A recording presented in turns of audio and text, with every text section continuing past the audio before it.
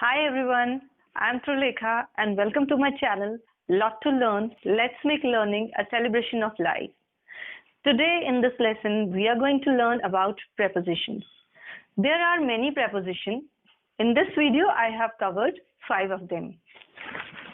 In, at, up, over and to.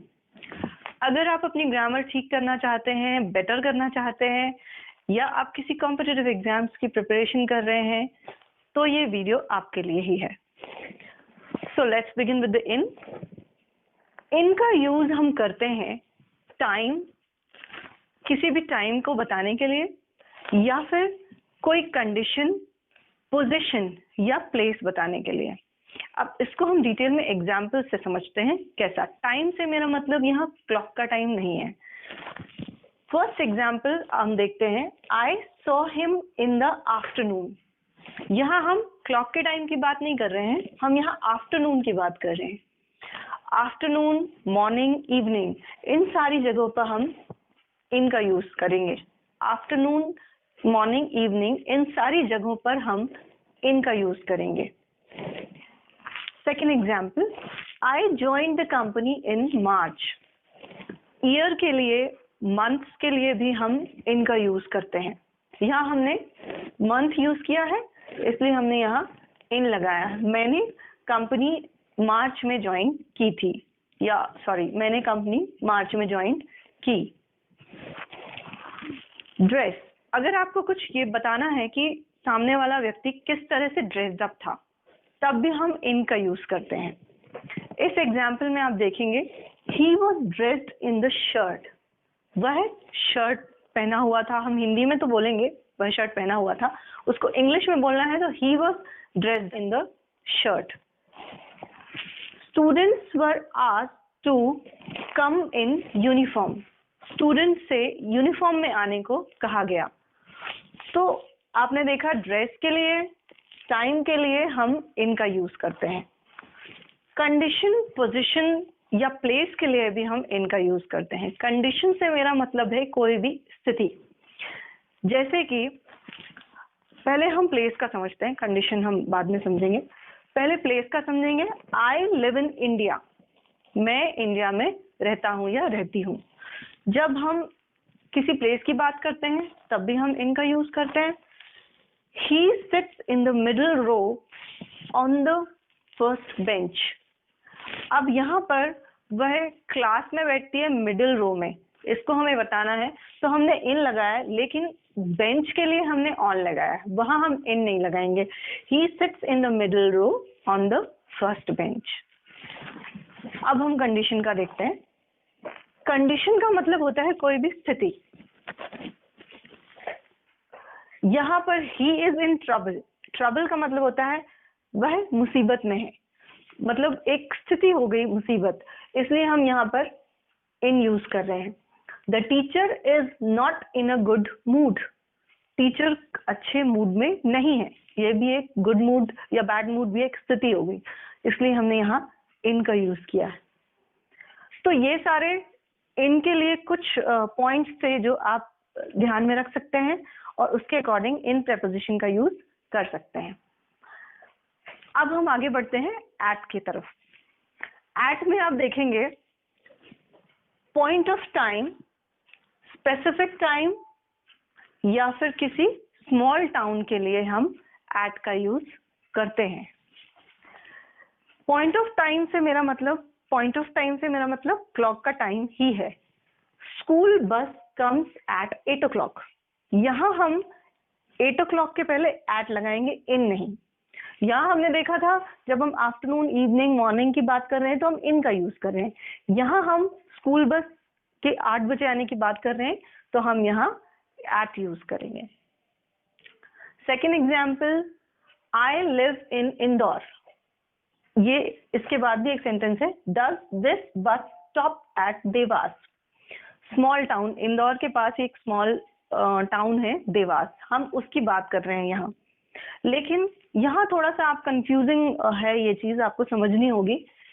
मैं यहाँ अभी इंदौर के साथ साथ देवास की बात कर रही हूँ, तो मैंने कहा I live in Indore, does this bus stop at Dewas. इसलिए मैंने यहाँ देवास के पहले एट लगाया।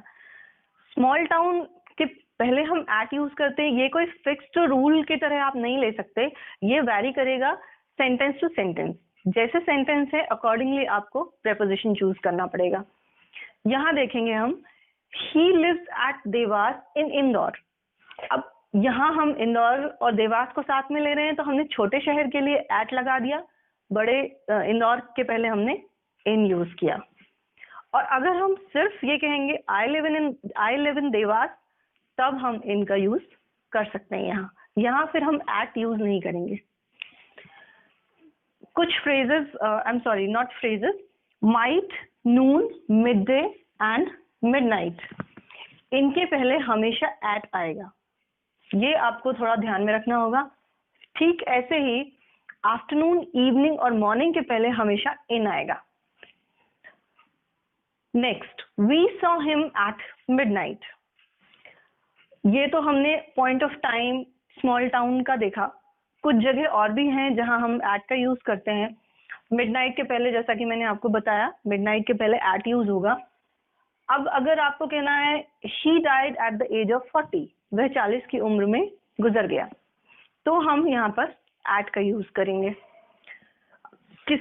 आपको कुछ बताना है कि कोई किसी चीज में बहुत अच्छा है, तब भी हम एट का यूज करते हैं। For example, my daughter is good at maths, मेरी बेटी मैथ्स में अच्छी है, तब हम यहाँ इन नहीं एट ही यूज करेंगे।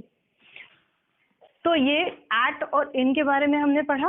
अब हम आगे बढ़ते हैं अप, ओवर और टू की तरफ। अप का यूज हम करते हैं जब हमें मूवमेंट दिखाना हो, लोअर से हायर, नीचे से ऊपर की ओर अगर हमें कोई मूवमेंट दिखाना है, तब उन सेंटेंसेस में हम अप का यूज करते हैं। The children are walking up the stairs, बच्चे सीढ़ियां चढ़ रहे हैं। सीढ़ियां चढ़ रहे हैं तो हम ऊपर से नीचे से ऊपर की ओर ही चढ़ेंगे। Children are walking up the stairs. They climbed up the hill, वो पहाड़ चढ़ रहे हैं। पहाड़ भी हम नीचे से ऊपर की ओर ही चढ़ेंगे, हमने यहाँ अप यूज किया। When I grow up, I will go there, जब मैं बड़ा होऊंगा मतलब मेरी उम्र बढ़ेगी। So when I grow up, I'll go there, जब मैं बड़ा होऊंगा मैं वहां जाऊंगा। She lives 2 floors up, वह 2 फ्लोर ऊपर रहती है। ये बताने के लिए भी हम अप का यूज करेंगे। यहाँ बहुत सारे फ्रेजेस भी हैं जो आपको कंसिडर करने पड़ेंगे हर प्रेपोजिशन के लिए। कुछ एक्सेप्शंस भी होंगे, इन के लिए, एट के लिए, अप के लिए, हर प्रेपोजिशन के लिए। अगर आप वो फ्रेजेस नहीं पढ़ेंगे तो जरूरी नहीं है कि सिर्फ ये रूल पढ़कर आप सही आंसर टिक करें, या जो भी आपको जहां भी आप इसका यूज करेंगे वो सही तरीके से यूज कर पाए। तो आपको वो फ्रेजेस भी पढ़ने पड़ेंगे, और जितना आप रीड करेंगे उतना ज्यादा आपको ये पता चलेगा कि प्रेपोजिशन को कैसे यूज करते हैं। तो कोशिश कीजिए कि आप सेंटेंस रीड कर सकें या बहुत सारी प्रैक्टिस कर सकें, डिफरेंट एक्सरसाइजेस ले सकें।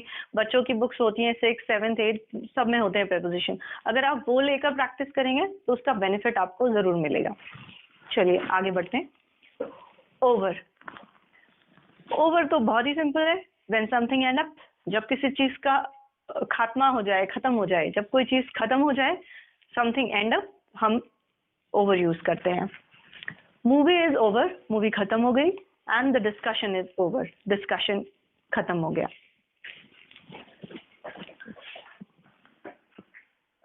Something is higher but not touching its surface, अगर कोई चीज, ओवर का यूज हम तब भी करते हैं जब कोई चीज ऊपर से जा रही है लेकिन वो नीचे टच नहीं कर रही है। फॉर एग्जाम्पल, अगर एरोप्लेन जा रहा है, या फिर हम ये एग्जाम्पल देखते हैं, balloon flu over the river, balloon river के ऊपर से उड़ा। ऐसे केसेस में हम ओवर यूज करेंगे। एरोप्लेन वगैरह के लिए भी हम ओवर यूज करते हैं, depending upon the sentence. I was crossing over the bridge when I saw him, bridges की जहां बात होती है वहां भी हम ओवर का यूज करते हैं। I was crossing over the bridge when I saw him. Okay, over के हमने कुछ पॉइंट्स जो थे वो पढ़े कि जब हम किसी भी चीज का जो ऊपर जा रही हो तब हम ओवर यूज करते हैं, ब्रिज के लिए हम ओवर यूज करते हैं, या कोई चीज एंड जाती है तब भी हम ओवर का यूज करते हैं। अब हम आगे बढ़ते हैं, टू देखते हैं, टू का यूज हम कैसे करते हैं। टू में हम प्लेसेस, लिमिट्स या फिर कोई कंपैरिजन कर रहे हैं, कंपेयर कर रहे हैं, तब भी हम टू का यूज करते हैं। प्लेसेस बहुत सिंपल सेंटेंस है, I go to the market या फिर I am going to Delhi. जब भी आप किसी जगह की बात करते हैं तो हम टू का यूज करते हैं।